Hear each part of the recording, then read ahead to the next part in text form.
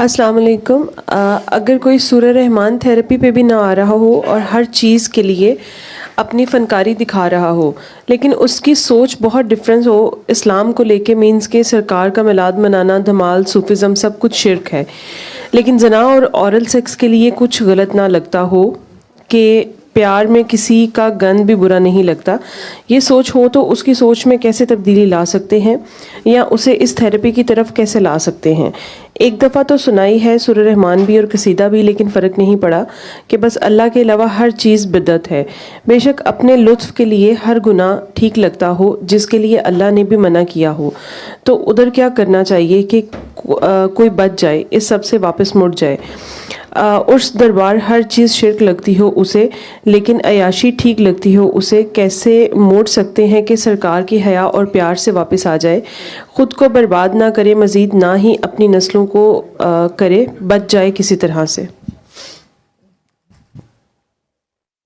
یہ کویسچن جن کی طرف سے بھی ہے، آپ نے اگر انہیں ایک بار سورہ رحمان سنوا دی ہے، یا آپ کہہ رہے ہیں قصیدہ بھی شاید سنوا دی ہے، اور اس کے بعد بھی بدعت، شرک اور وہ ساری ان کی بات ہے، اس کا مطلب ہے ان کے پاس علم کافی ہے، سمجھدار ہیں۔ اور اگر ان سے کچھ گناہ سرزد ہو رہے ہیں آپ کے خیال میں، یا وہ کوئی ایسی ایکٹیویٹیز میں ہیں جہاں سے آپ چاہتے ہیں، جو بھی آپ کا ان سے ریلیشن ہے، کہ وہ نکل آئیں،